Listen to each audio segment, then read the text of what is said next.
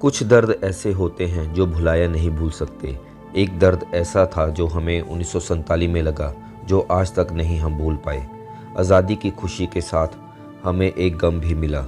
वो गम था बंटवारे का, भारत पाकिस्तान का। हेलो दोस्तों, मैं आपका दोस्त सुखविंदर सिंह और आप देख रहे हैं ज्ञान गुरु। अंग्रेज़ तो चले गए, पर जाते जाते वो भारत को दो टुकड़ों में बांट गए। दोनों देशों में ऐसी लकीर खींची जो 75 साल बाद भी नहीं मिट पाई। अंग्रेज़ों ने हम पर 200 साल तक राज किया। फिर 15 अगस्त 1947 को वो दिन आया जिसे हर आज़ादी के लिए हमारे कई क्रांतिकारियों ने अपनी शहादत दी। देश के पहले प्रधानमंत्री पंडित जवाहरलाल नेहरू ने संसद में भाषण में भारत की और आज़ादी के ऐसे ऐलान के साथ ही हुआ भारत का बंटवारा। भारत दो टुकड़ों में बंट गया। मुस्लिम लीग के संस्थापक मोहम्मद अली जिन्ना की जिद ने भारत के दो टुकड़े करा दिए और दोनों देशों का नाम बना भारत और पाकिस्तान। जिन्ना की जिद थी कि वो मुसलमानों के अलग देश की मांग कर रहे थे और उनकी यह जिद पूरी भी हो गई। पर इस बंटवारे में कई घर उजड़ गए और इंसानियत पूरी तरह से ख़त्म हो गई। हर तरफ काट मार, खून खराबा शुरू हो गया। हिंदू और मुसलमान एक दूसरे को काट रहे थे। कई बच्चे अनाथ हो गए और कई औरतें विधवा। हर तरफ लाशें ही लाशें पड़ी हुई थी। कई किलोमीटर तक लाशें पड़ी हुई थी और उनकी बदबू कई किलोमीटर तक थी और सांस लेना भी दूरभर हो गया था। 1947 के 9 दिन पहले ही 60 मुसलमानों का कत्ल कर दिया गया। इसके ठीक 2 दिन बाद 6 अगस्त 1947 को लुधियाना फिरोजपुर रोड जलालाबाद के नज़दीक 74 सिखों का कत्ल कर दिया गया। हर रोज़ 500 से 1000 लोगों को कत्ल किया जा रहा था। आज़ादी के 48 घंटे पहले 13 अगस्त 1947 को लाहौर के अमृतसर से ट्रेन को रवाना किया। ट्रेन अमृतसर पहुंचने से पहले ही लाशों से भरी हुई थी। हर तरफ लाशें ही लाशें थी, जहां बच्चे, बूढ़े, औरतें और जवान, हिंदू, सिख इत्यादि लोगों की लाशों पूरी ट्रेन भरी हुई थी।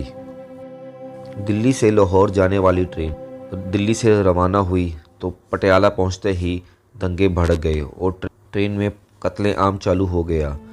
ट्रेन में सभी सरकारी अफसर, उनके परिवार के सदस्य ट्रेन में थे, पर कोई व्यक्ति भी नहीं बचा। जब ट्रेन पटियाला पहुंची तो दंगे इतने बढ़ चुके थे कि हर तरफ एक दूसरे से बदला लेने की होड़ शुरू हो गई। एक ट्रेन लाहौर से आती, उसमें लाशें ही लाशें होती। दूसरी ट्रेन दिल्ली को जाती, उसमें भी लाशें ही होती। बताया जाता है इस बंटवारे में दोनों तरफ से 10 से 20 लाख लोगों की मौत हुई और इस बंटवारे में 1.5 से 2 करोड़ लोग विभाजित हुए। सोचिए कितना भयानक मंजर होगा। ना किसी की ज़मीन, ना किसी को आसमान और ना किसी को रास्ते का पता। बस इतना पता कि हिंदू और सिख भारत में रहेंगे और मुस्लिम पाकिस्तान में, जो अपने घर के छोड़कर सड़क पर आ गए थे। दंगे इतने बढ़ गए थे कि लॉर्ड माउंटन भारत को बंटवारे की जिम्मेदारी दी गई। यह इतना सब कुछ जल्दी में हुआ कि किसी को समझने का मौका तक नहीं मिला। लॉर्ड माउंटन ने ब्रिटेन के एक वकील रेडक्लिफ को भारत पाकिस्तान सीमा रेखा खींचने की जिम्मेदारी दी, पर हैरानी की बात यह थी कि रेडक्लिफ इससे पहले कभी भारत नहीं आए। उन्होंने भारत के भूगोल और यहाँ की संस्कृति के बारे में कुछ नहीं पता था। माना जाता है कि रेडक्लिफ नक्शा बनाने में इतने गलतियाँ की, उन्हें पता ही नहीं लगा कि भारत का बंटवारा हुआ है तो पाकिस्तान किस तरफ जा रहा है और भारत किस तरफ। ये रेखा उन्हें समझ भी नहीं आई और जल्दबाजी में उन्होंने भारत और पाकिस्तान की रेखा खींच दी। वो इतने डर गए थे कि उन्हें लग रहा था कि यहाँ के लोग उनसे नाराज़ हैं और उनका कत्ल हो सकता है, और इसी जल्दबाजी में वे ब्रिटेन चले गए। उन्होंने अपनी फ़ीस तक नहीं ली। दोस्तों, बंटवारे में सबसे ज़्यादा नुकसान उत्तर भारत के पंजाब और बंगाल का हुआ। सबसे ज़्यादा दंगों में इन्हीं 2 राज्यों के लोग मारे गए। जिन्ना की एक जिद ने देश के 2 टुकड़े करा दिए।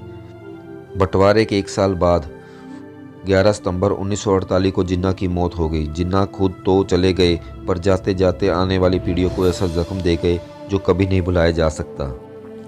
भारत आज़ाद हुआ तो उसके ख़जाने में 155 करोड़ रुपए थे, जबकि 20 करोड़ रुपए पहले पाकिस्तान को दिए, उसके बाद 55 करोड़ रुपए और पाकिस्तान को दिए टेंट के लिए। पर पाकिस्तान ने भारत के लिए धोखा किया।